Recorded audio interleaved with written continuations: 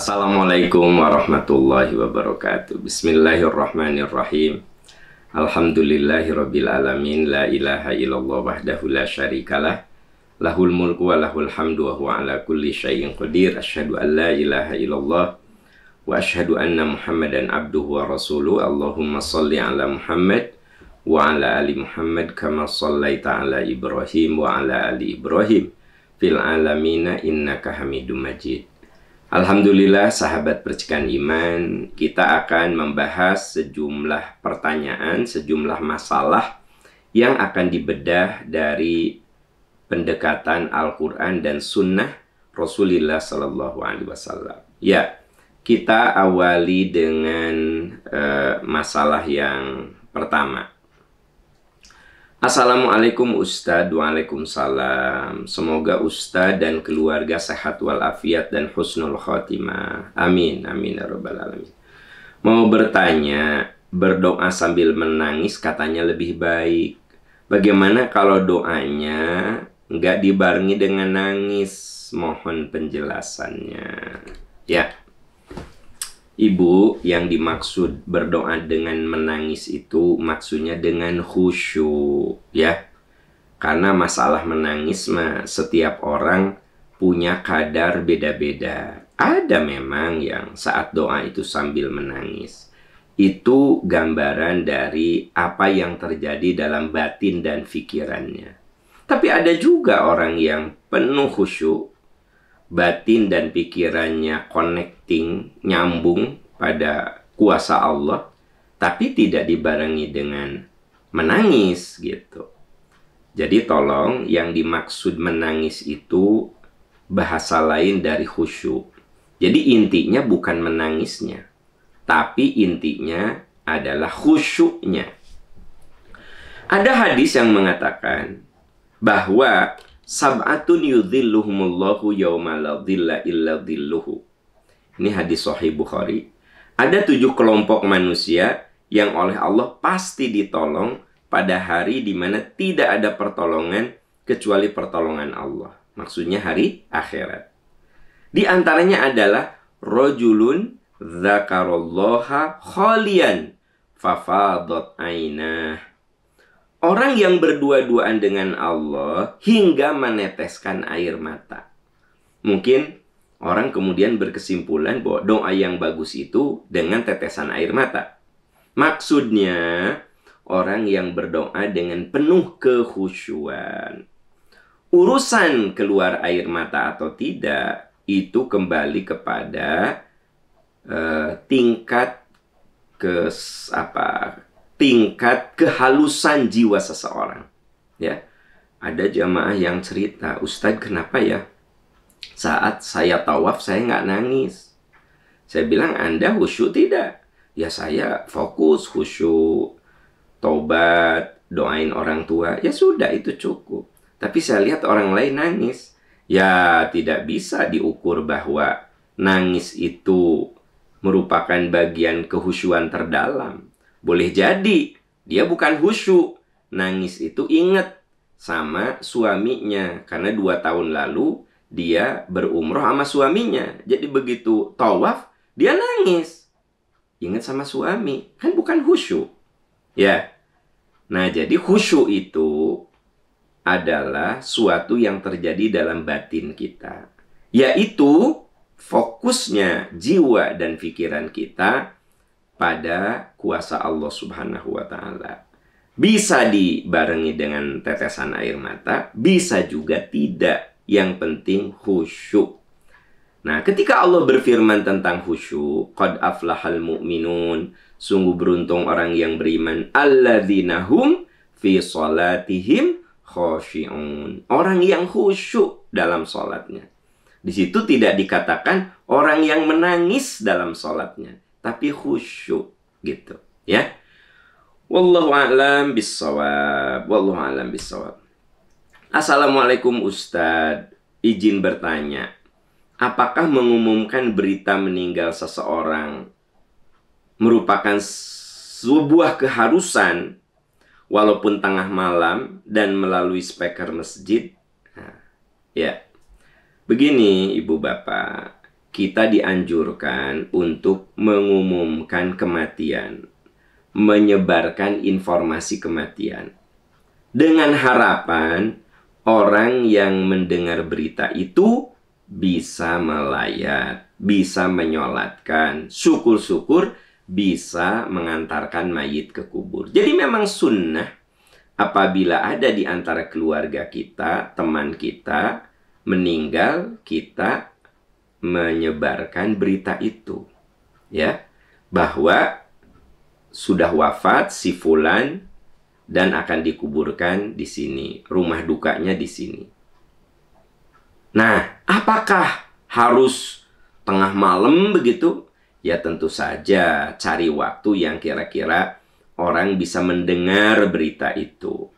Kalau ada yang meninggal tengah malam, terus diumumkan tengah malam, kan belum tentu orang-orang kemudian bisa mendengar, ya. Kalau menurut hemat saya bukan berarti meninggal jam 1 pagi, diumumkan di masjid jam 1 pagi. Bisa saja ketika mau sholat subuh atau setelah azan subuh, ya, atau setelah sholat subuh gitu, kita umumkan berita duka bahwa Bapak ini wafat tadi jam 2, akan dikuburkan di sini jam segini, rumah duka di sini. Jadi intinya, Teteh, bukan berarti meninggal jam 12 kudu diumumkan jam 12, ya, di masjid. Tapi kalau Anda men-share informasi, ada saudara meninggal jam 12 malam, Anda sudah share ke saudara-saudara lain lewat WA group, ya, lewat WA, kan itu mah bisa dibaca kapanpun gitu. Jadi intinya kita dianjurkan menyebarkan berita kematian. Tujuannya apa? Satu, supaya orang yang menerima berita itu minimal mendoakan. Syukur-syukur datang ke tempat yang wafat, menyolatkan, ya. Karena orang yang datang ke tempat yang meninggal lalu menyolatkan, apalagi sampai membawanya ikut melayat, ikut mengantarnya ke kubur, kata Nabi, pahalanya dia akan mendapatkan pahala sebesar gunung Qirat. Qirat itu gunung yang ada di daerah Uhud. Nah, Anda bisa lihat gunung Uhud, ya, segitu gedenya. Nah, orang suka salah, yang suka dinaikin orang-orang itu bukan Jabal Uhud, itu Bukit Rumat, ya. Jabal Uhudnya yang gede itu, yang terpisah satu, ya, di ujung. Nah, itu Uhud. Kalau kita naik bis kan kelihatan tuh ada gunung yang di ujung. Nah, itu Uhud. Kalau yang diinjak orang saat ziarah itu bukan Uhud.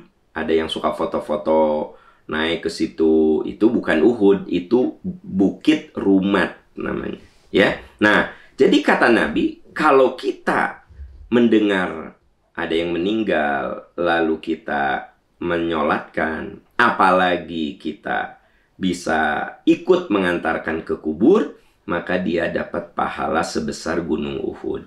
Nah, tidak mungkin orang-orang datang kalau tidak diberitahu, kan? Makanya sunnah menyebarkan berita kematian kepada orang-orang yang menurut pertimbangan kita mengenalnya, ya. Tujuannya supaya paling tidak kita mendoakan almarhum. Tapi tidak berarti kudu diumumkan di masjid tengah malam. Tunggu saja sampai waktu yang layak menginformasikan sebuah berita gitu. Oh, jam 1 atau ngumumin, siapa yang denger, ya. Nantilah udah kira-kira orang-orang bangun, apakah setelah adzan subuh, apakah sholat subuh gitu. Nah, kalau siang hari ya itu kan tak masalah, meninggal jam 10 diumumkan, ya, di masjid jam 10 juga nggak masalah, karena kan orang-orang mendengar suara itu. Kalau tengah malam sih menurut hemat saya bisa ditangguhkan sampai diperkirakan orang-orang sudah pada bangun. Wallahu a'lam bishawab. Wallahu a'lam bishawab, ya. Ya, kita beralih ke pertanyaan berikut. Assalamualaikum Ustadz. Waalaikumsalam. Ustadz, kalau di alam kubur, ruh orang-orang yang sama-sama soleh, katanya bisa saling mengunjungi. Berarti kalau uyut saya dikunjungi sama nenek saya dan ibu saya, apakah mereka bisa berkumpul di alam kubur? Bukan hanya berkumpul di surga saja. Yang jelas-jelas eksplisit berkumpul itu di surga. Ya, yang jelas-jelas ayatnya bisa Anda baca di surat Ar-Ra'd ayat 20-24. Itu jelas sekali. Jannatu adni yadkhulunaha wa man shalaha min abaihim wa azwajihim wa dzurriyyatihim wal malaikatu yadkhuluna alaihim min kulli bab salamun alaikum bima sobartum. Itu tekstual ada di dalam surat Ar-Ra'd. Orang-orang yang soleh, mereka akan bertemu. Jannatu andi yadkhulunaha wa man sholaha min abaihi. Dan mereka akan bertemu dengan orang-orang soleh dari nenek moyang mereka, ya, aki, nini, uyut, dan seterusnya. Orang tua, ya. Jannatu andi yadkhulu wa man sholaha min abaihi wa azwajihim, pasangan hidupnya dan juga anak cucunya. Jadi yang jelas-jelas ada teksnya berkumpul itu di surga Allah. Makanya di antara kesuksesan sebuah keluarga adalah ketika semuanya berkumpul lagi di dalam surga. Dan malaikat datang menghampiri ahli surga.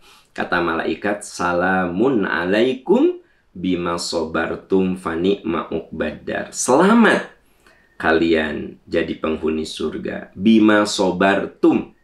Karena kalian waktu di dunia itu sabar menjalani hidup. Makanya kita harus sabar menjadi ayah, sabar menjadi ibu, sabar menjadi anak, sabar menjadi suami, sabar menjadi istri, ya.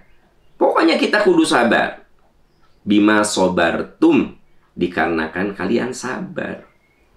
Nah, itu ayat yang jelas-jelas menyebutkan di surat Ar-Ra'd bahwa kita bertemu lagi, berkumpul lagi dengan keluarga di dalam surga Allah kalau sama-sama soleh, ya, begitu. Nah, bagaimana kalau di alam kubur, gitu. Nah, kalau di alam kubur memang ada dalil-dalil tapi tidak ada di Quran, adanya di dalam sejumlah hadis.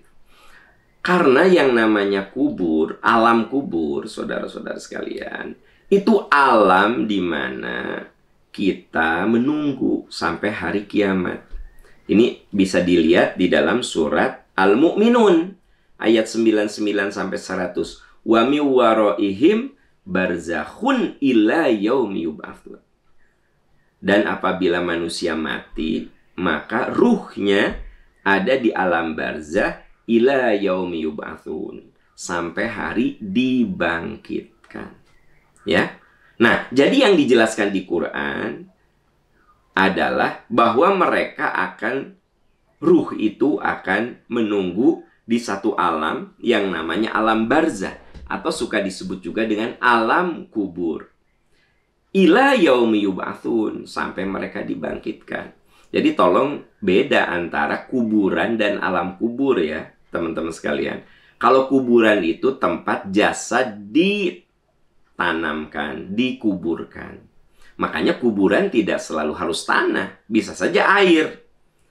Jadi ada orang yang meninggal karena perjalanan kayak zaman dulu, waktu berhaji itu pakai kapal laut.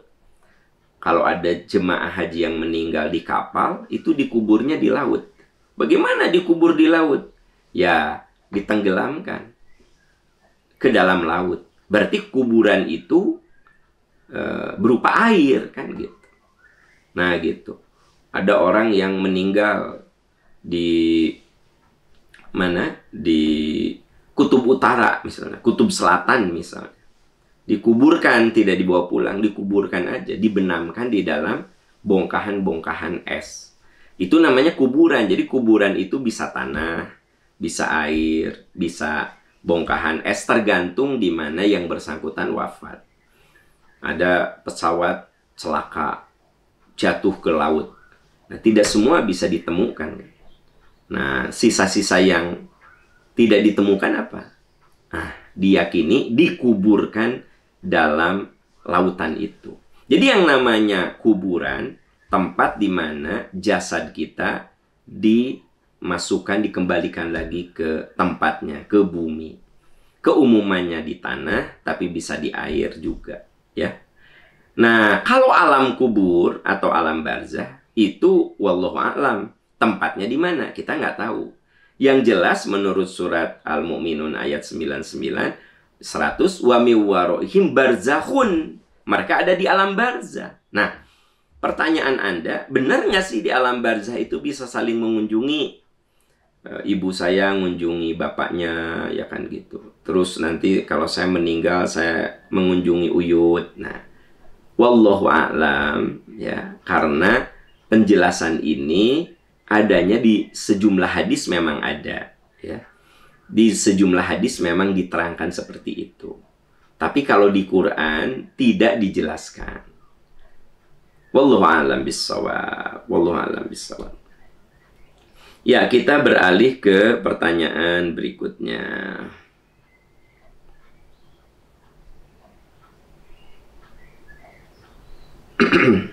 Assalamualaikum Ustadz. Waalaikumsalam warahmatullah.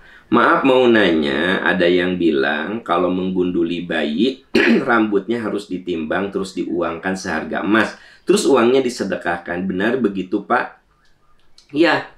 Jadi kalau Anda punya bayi, ya, ada beberapa ritual yang bisa dikerjakan sebagai bentuk rasa syukur Allah menitipkan anak kepada kita. Pertama, siapkan nama yang baik.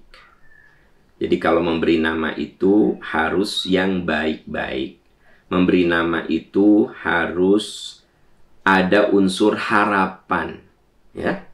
Harapan dan doa. Karena nama itu doa. Jangan asal comot, tapi difikirkan ini mengandung harapan dan doa. Nabi menyuruh agar kita memberikan nama yang baik kepada anak. Yang kedua, kita menggunduli. Nah, ritual yang kedua, menggunduli.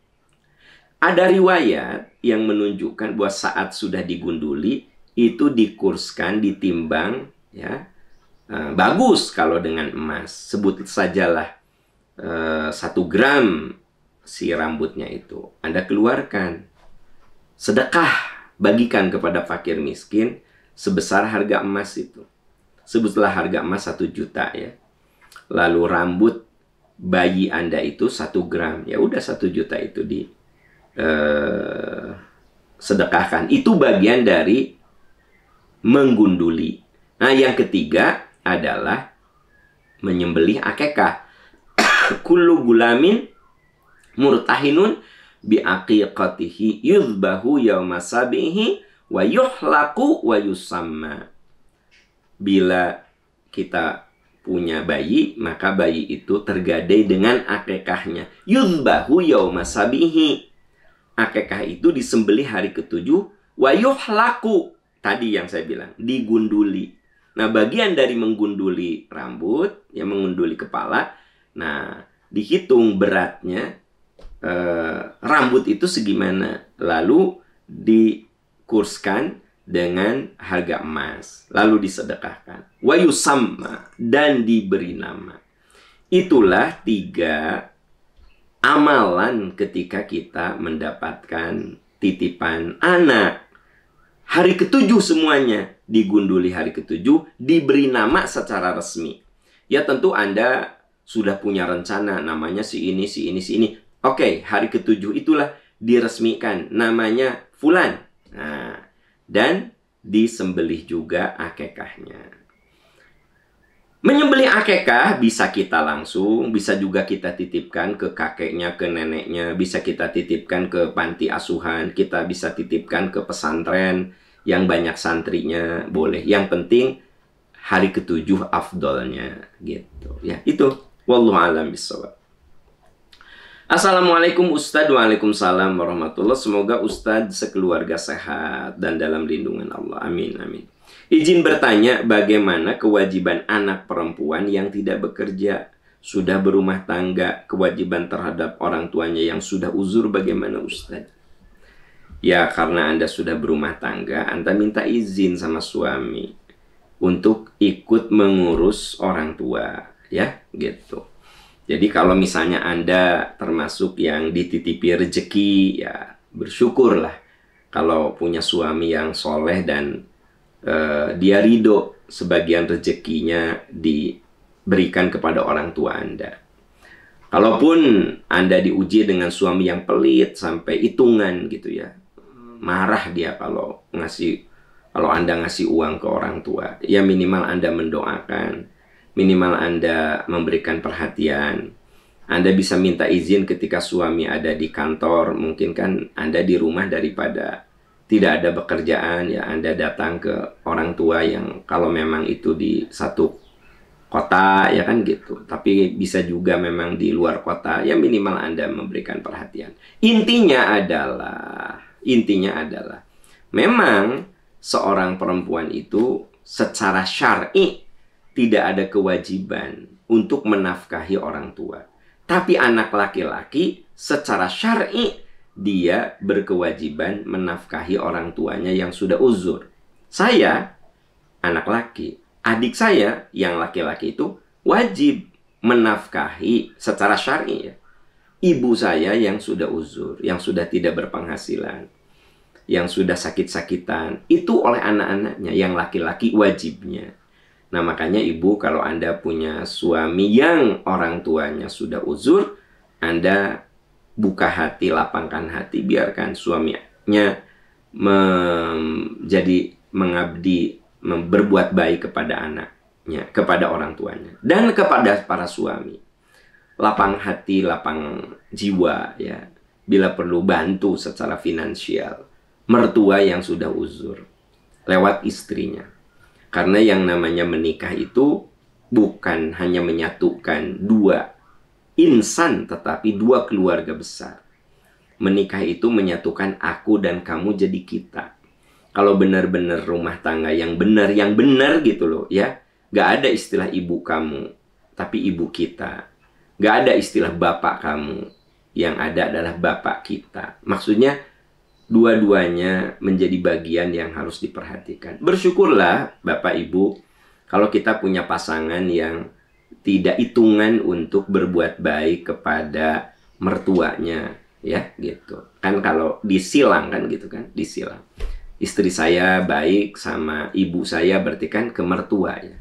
Saya baik sama ibu bapak istri saya berarti kan saya baik ke mertua kan gitu. Jadi bersyukur kalau Bapak, Ibu punya pasangan yang memang menempatkan orang tua itu dua-duanya sebagai orang tua. Karena sampai ada yang nikahnya sudah 30 tahun, 40 tahun, tapi selalu sepertinya beda gitu loh ya. Dibedakan secara jelas. Nah, ini ibu, ini mertua. Nah, sehingga dalam hal pemberian juga kadang-kadang ya tidak proporsional. Sebenarnya dalam Islam itu ya, apakah pemberian kita harus gede kepada ibu, apa lebih gede kepada mertua? Coba kemana? Ke yang paling membutuhkan. Nah itu. Jadi urusannya bukan kok ke orang tua sendiri sedikit, ke mertua gede atau sebaliknya. Persoalannya siapa yang paling membutuhkan. Misalnya ibu saya udah sakit-sakitan, nggak punya penghasilan. Ya saya lebih gede ngasih ke ibu saya ketimbang misalnya ke mertua saya yang masih sehat, punya penghasilan. Berarti kan beda ya. Atau sebaliknya, ibu saya punya penghasilan dan relatif masih sehat, sementara mertua saya udah sakit-sakitan ya, tidak punya penghasilan. Saya malah lebih gede ngasih ke mertua saya ketimbang ibu bapak saya. Dosa nggak? Ya enggak lah. Karena intinya adalah kita memperlakukan dengan hormat orang tua kita. Nah ini teman-teman, ibu bapak, kudu diobrolin sama pasangan ya. Dan harus lapang hati. Jadi sampai hari ini banyak keluhan-keluhan. Ya emang ya gitulah, keluhan. Istri mau berbuat baik ke ibunya didiemin sama suaminya, dimusuhin, dimarah-marahin. Ada juga suami yang berbuat baik sama ibunya, istrinya ngomel terus-terusan. Tolonglah ini hentikan hal seperti ini. Kenapa? Kita membangun rumah tangga itu kan untuk menciptakan, menjadikan itu sebagai pintu surga. Coba, untuk apa sih kita berumah tangga? Untuk apa? Kalau cuma untuk hubungan intim, naif. Ya. Untuk menghalalkan hubungan seks, naif. Jadi gimana? Rumah tangga itu bukan hanya sekadar menghalalkan hubungan intim. Rumah tangga itu harus menjadi perahu yang indah yang membawa ke surga. Nah, itu perahu yang indah yang membawa ke surga. Kalau Anda naik perahu, ada saat anginnya nyaman, indah, tapi ada saat gelombangnya dahsyat, anginnya juga dahsyat. Nah, di situ rumah tangga itu seperti orang yang bawa perahu. Ada saat tenang, ada saat bergejolak, itu laut. Nah, tapi kalau yang membawa perahu itu solid, saling menguatkan, ya. Nah, itu yang kemudian rumah tangga itu bukan hanya sampai mati, tapi harus menjadikan aktualisasi takwa untuk berkumpul lagi di surga. Itu kan sebenarnya. Tapi memang sampai detik ini masih ada orang yang, kebayang nggak, udah nikah 30 tahun tapi masih cekcok urusan bantu orang tua gitu loh. Ya nggak ngerti saya. Ya kalau awal-awal nikah setahun 2 tahun masih cekcok ya mungkin adaptasi lah ya gitu. Adaptasi masih, kamu teh gimana sih? Wah, cekcok lah setahun 2 tahun 3 tahun masih cekcoknya. Ini udah 30 tahun ya, udah 40 tahun, udah ada cucu, masih cekcok urusan berbuat baik kepada orang tua masing-masing gitu. Istri masih mempersoalkan pemberian suami kepada orang tuanya dan adik-adiknya. Suami masih menggugat pemberian istri kepada orang tua dan adik-adiknya. Ini rumah tangga udah puluhan tahun tapi masih cekcok urusan kayak begini. Itu orang nggak ngerti gitu loh. Menurut saya nggak paham apa sih inti dari sebuah pernikahan. Apa coba saya ingin tanya? Apa inti dari sebuah pernikahan? Kalau inti dari sebuah pernikahan itu adalah membangun kesolehan dalam sebuah keluarga besar, maka persoalan seperti ini akan mudah diselesaikan. Ya kan? Dengan musyawarah, dengan diskusi, dengan berlapang hati. Ada istri yang berlapang hati gitu. Rezekinya dikurangi karena suaminya kudu menghidupi orang tuanya gitu. Bagaimana dengan orang tua dia? Alhamdulillah Pak Am, orang tua saya punya usaha, dia masih bisa mandiri, masih sehat. Ya, itu istri yang solehah, ya kan? Gitu. Nah, atau sebaliknya gitu ya. Nah, istrinya, sebagian dari rezeki istrinya dibantu untuk, mah, itu kasih atuh rutin gitu ya. Kenapa? Karena si suami melihat si mertuanya itu butuh dibantu gitu. Jadi kalau udah begini teman-teman sekalian, sahabat-sahabat tercinta, rumah tangga tuh indah gitu.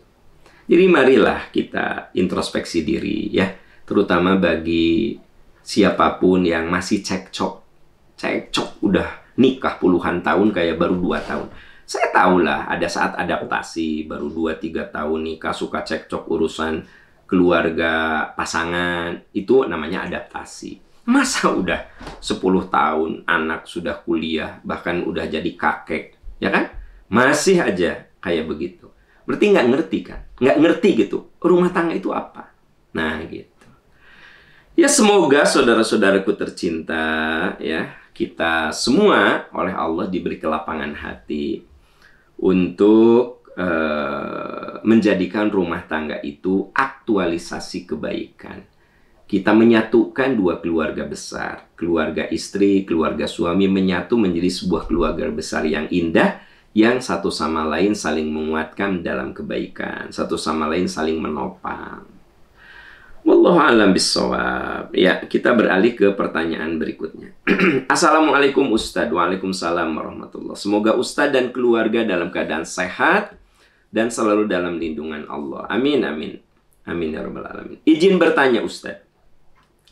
Kami memiliki saudara yang sudah berusia 81 tahun dengan kondisi ingatan yang masih normal alias tidak pikun. Beliau meminta kami untuk menanyakan kepada Ustadz perihal akhir-akhir ini beliau bisa melihat dan mendengar sesuatu yang tidak bisa kita lihat, yaitu jin. Didatangi dan berkomunikasi dengan sahabat dan saudaranya yang sudah meninggal. Pada datang saudara-saudara yang sudah meninggal.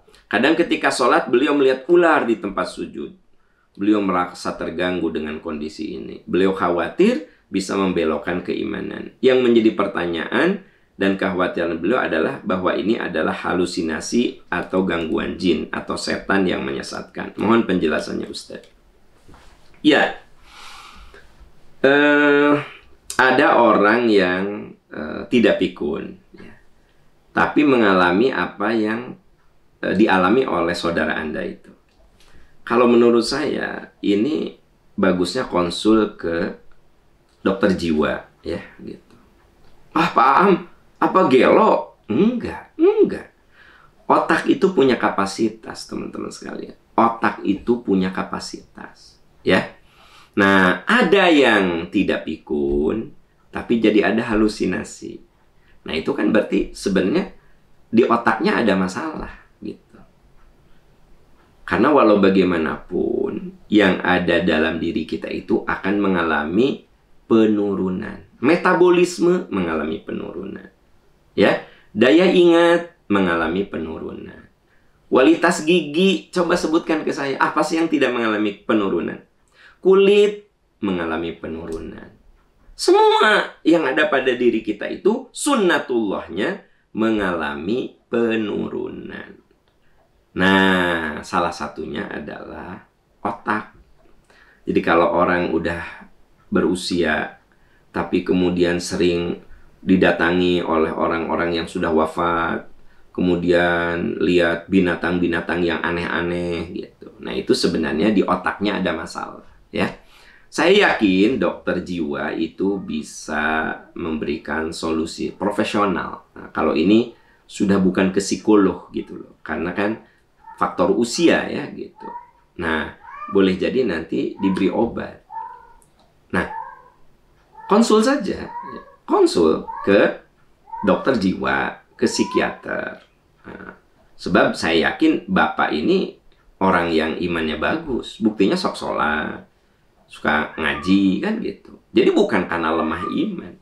Dan bukan karena setan datang terus, bukan. Ya karena di otaknya ada something wrong, ada sesuatu yang salah. Karena walau bagaimanapun, sekali lagi, apa yang ada pada diri kita itu mengalami penurunan kualitas, ya. Mirip mobil lah, ya. Semahal-mahalnya mobil yang Anda punya, kalau sudah 20 tahun mah udah banyak yang kerasa. Ya nggak sih? Mobil semahal apapun. Makanya di-maintain supaya tidak sampai rusak banget gitu. Di servis per 10.000 itu mobil. Nah, diri kita sama sebenarnya, ya, sama. Kurang lebih harus diservis, harus ditangani oleh yang profesional. Jadi kalau Anda bertanya ke saya yakin ini bukan karena lemah iman, bukan karena setan mau menjerumuskan, tapi di dalam otak dia itu ada something wrong, sesuatu yang salah. Kenapa saya pede gitu jawab seperti ini? Karena memang pernah ada kejadian. Sama, umurnya sudah 80-an. Terus orang tua saya